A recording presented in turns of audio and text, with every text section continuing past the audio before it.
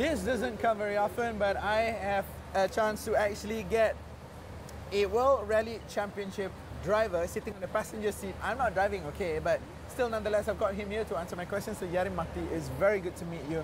Nice to meet you too. Now, I'm not going to ask you typical, like what I said to Mika, I'm not going to ask you typical, you know, a motorsports question, but I'm going to ask you a question that has been bugging me from the very first time I got interested in motorsports. How come Finland has so many names in motorsports, especially in rallying? Is there something in the water that you guys drink? What is it? I think it's coming from the fact that we have very fast roads. If you think about Rally Finland, we did the record, I think this year we were 125 kilometers per hour average speed from after all the stages, which is the highest in the World Rally Championship. When you drive fast roads, and our roads is also, we have a lot of jumps and a lot of crests. Yeah. You have to pick up your line very carefully. So for me, it's a very challenging road. When you learn to drive these roads, it's always easier to go to the slower roads.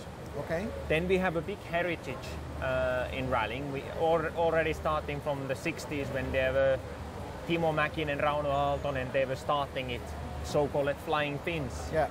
And since that, it's been always, there have been drivers following each other. And then I think in the national level, rally sport is inside top 3, the most important sports we have. We have ice hockey, Formula 1 and rally sport, which are the most important sports. Let me get this right. So in Finland, football doesn't come in the top 3? No. Wow. I need to move to Finland.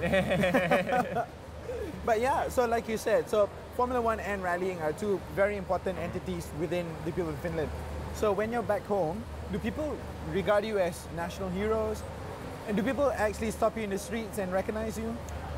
It's happening, yes. In a fuel station, people are recognizing me. And like now, before coming here, I was in Lapland for the holiday, and I went for the supermarket. And when I came out, the guy turned to me and looked, "Good luck for the rest of the championship, Jari." Oh, nice.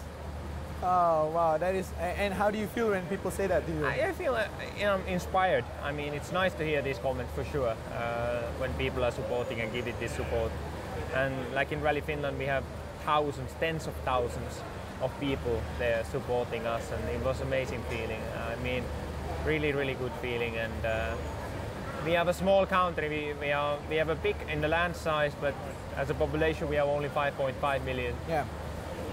But still, the rally is a very, like I said, inside top 3, and that makes the difference.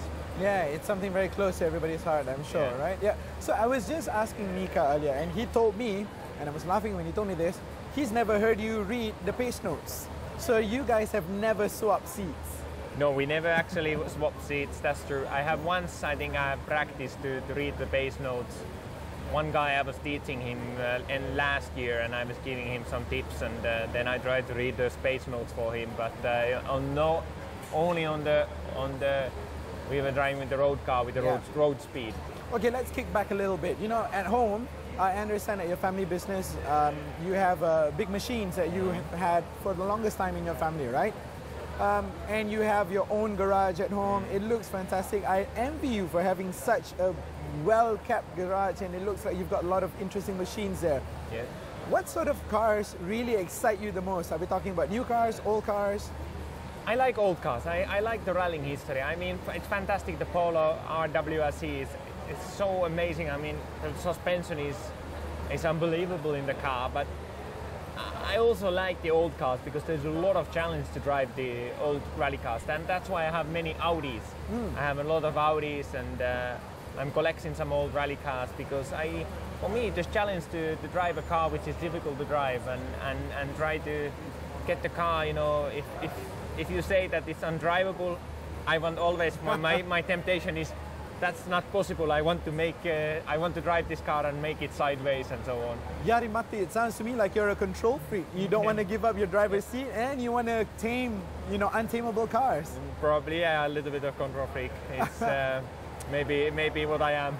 But that makes you a great driver because that's a discipline, right? It's a discipline, and it's a determination to do something. So, when you're not working, when you're driving competitively and you've got any road in the world to drive, where would you go? Who would be with you, and what would you be driving?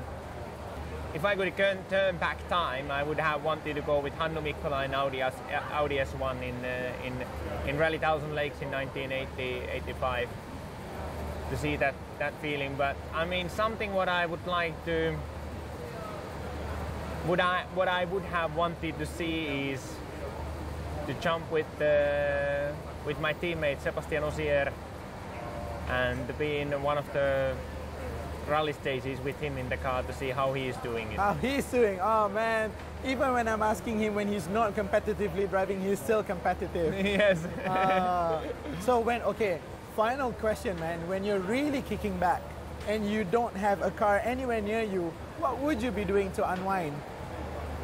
If I wouldn't be a rally driver, I would be working at the family business for sure. But okay, I have some other activities out from rallying. I do cross-country skiing, I do orienteering, running, sauna.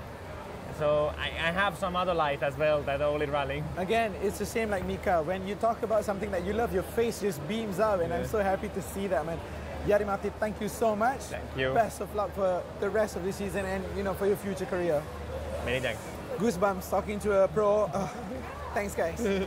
How awesome was that? That was an interview with Jari-Matti Latvala from Volkswagen Motorsports. And if you go online, you'll also be able to see our interview with his co-pilot, Mika Antila, and also the girl who challenged him to a gymkhana race right here in Malaysia, Leona Chin.